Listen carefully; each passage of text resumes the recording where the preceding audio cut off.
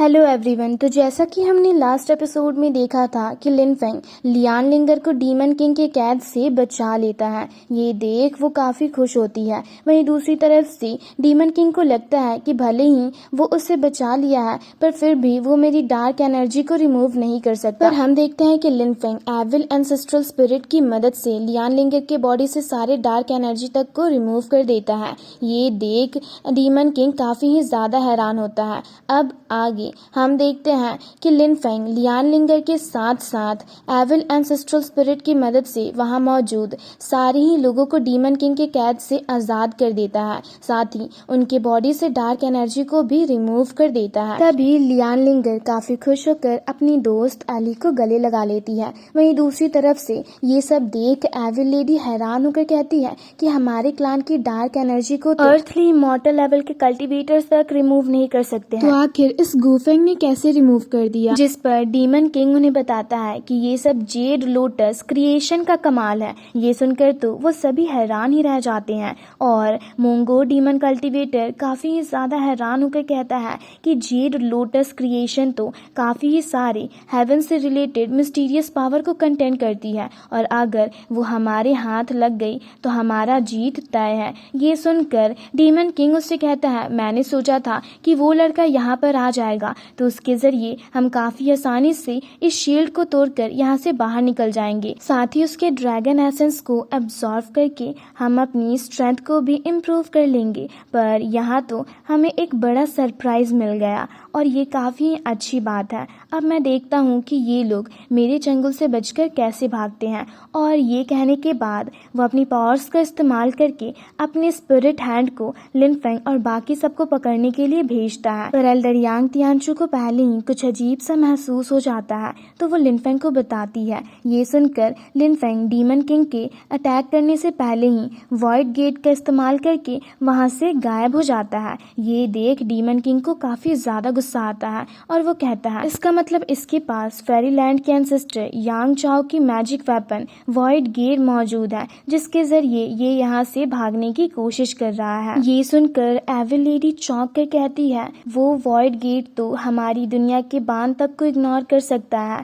साथ ही वो काफी ज्यादा पावरफुल भी है। ये सुनकर डीमन किंग कहता है, मैंने सोचा नहीं था कि यांग चाओ जानबूझकर इस लड़के को हमारी दुनिया में भेजेगा। जिस पर एविल लेडी उससे पूछती है, पर अब हमें क्या करना चाहिए? ये सुनकर डीमन किंग काफी एरोगेंटली मुस्कुराते हुए उससे कहता है कि ये अगर ऑर्डिनरी मॉर्टल्स के हाथों में होता तो शायद वो इसका कुछ नहीं कर पाते, पर मेरे लिए तो ये बाएं हाथ का खेल है। और ये कहने के बाद वो एक वॉइड लॉक एक्टिवेट करता है और इसके जरिए अपनी ट्रैकिंग टेक्निक का इस्तेमाल करके लिन फेंग और बाकी सबके लोकेशन का पता लगा लेता है। जहां वो देखता है तो वो सब वॉइड गेट के जरिए वापस से फेरीलैंड की ओर जा रहे होते हैं। वहीं दूसरी तरफ से वो ये सब देख रहा होता है जिसके बारे में शाओ तियान लिन फेंग से कहता है कि मुझे ऐसा फील हो रहा है कि कोई हमें देख रहा है। ये सुनकर लिन फेंग पीछे देख कहता है, अच्छा तो डीमन किंग हमारी लोकेशन का पता लगा रहा है। वहीं दूसरी तरफ उन्हें देख डीमन किंग कहता है,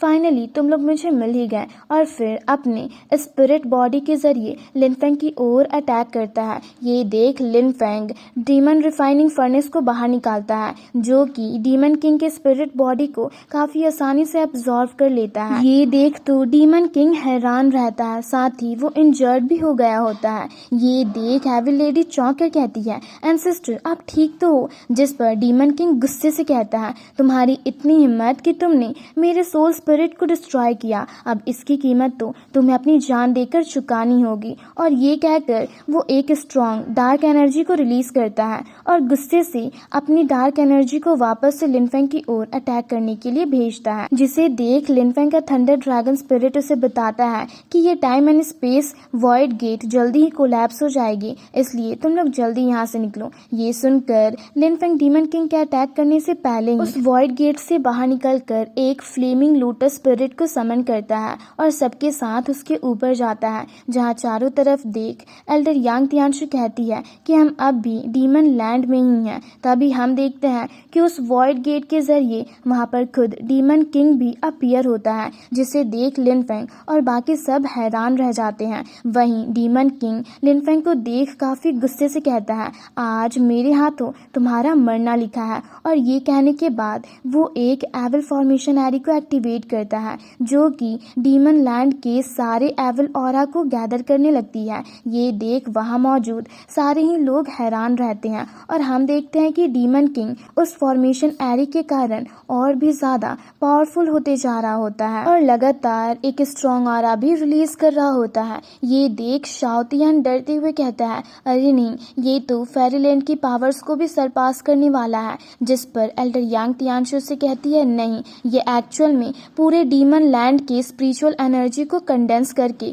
यहाँ पर गैदर कर रहा है ताकि ये अपनी स्ट्रेंथ को इम्प्रूव कर सके। ये देख एली भी डरते हुए कहती है, मैं अभी अभी इनके चंगुल से आजाद हुई और अब मैं इन्हीं के हाथों मारी भी जाऊंगी। वहीं दूसरी तरफ डीमन किंग एक एविल मैजिक वेपन को समन करते हुए लिनफेंग और बाकी सब पर अटैक करने वाला होता है। तभी लिनफेंग के बॉडी से उसका थंडर ड्रैगन स्पिरिट बाहर आकर डीमन किंग से कहता है, मैं तुम्हारा ही इंतजार कर रहा था, और वो भी उस पर हमला कर देता है। जिसे देख डीमन किंग काफी एरोगेंटली कहता है कि मैंने पूरे डीमन लैंड की स्पिरिचुअल एनर्जी को गैदर कर लिया है, अब मैं भी देखता हूँ कि आप मेरे अटैक को रोकने के लिए क्या करते हो। वहीं दूसरी तरफ से एविल लेडी लिनफेंग के थंडर ड्रैगन स्पिरिट को देख हैरान होकर कहती है, ये तो सीनियर लेई लॉन्ग है जो कि काफी ही ज्यादा पावरफुल है और इन्हें हराना बहुत ही ज्यादा मुश्किल भी है। ये सुनकर मोइंग कहता है कि अगर इस बार हम इनसे हार गए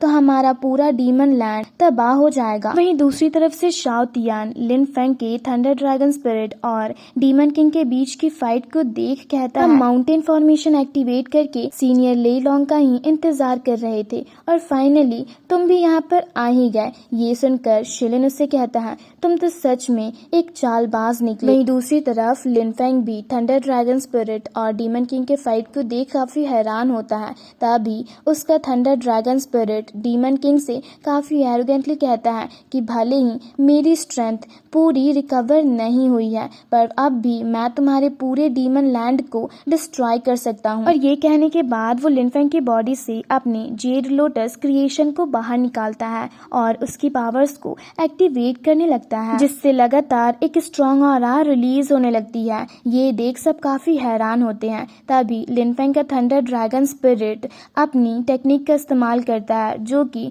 हेवन एंड अर्थ की स्पिरिचुअल एनर्जी होती है और उसके ऐसा कहते ही वो जेड लोटस क्रिएशन उस एनर्जी को रिलीज करने लगता है जो कि काफी ही ज्यादा स्ट्रॉन्ग होता है, जिसके कारण डीमन किंग की एविल मैजिकल वेपन डिस्ट्रॉय हो जाती है और वो घायल होकर पीछे की ओर चला जाता है। और जेड लोटस क्रिएशन को देख कहता है, अच्छा तो ये सच में जेड लोटस क्रिएशन ही निकली, पर अभी मेरी स्ट्रेंथ जेड लोटस क्रिएशन से डील करने के लिए इनफ नहीं है, इसलिए मुझे अपने प्लान को स्टार्ट करना होगा। और ये कहकर वो कुछ करता उससे पहले ही लिनफेंग ऊपर की ओर जाकर डीमन रिफाइनिंग फर्नेस को बाहर निकालता है जो कि एक स्ट्रॉन्ग एनर्जी रिलीज करते हुए डीमन किंग को अपनी ओर खींचने लगता है। ये देख डीमन किंग चौंक कर कहता है, अच्छा तो तुम मुझे कैद करना चाहते हो, और फिर अपनी एविल ऑरा को रिलीज करते हुए अपने स्पिरिट सोल को समन करता है। फिर उसके एविल ऑरा को वो डीमन रिफाइनिंग फर्नेस एब्जॉर्ब करने लगती है। ये देख डीमन किंग हैरान होकर कहता है,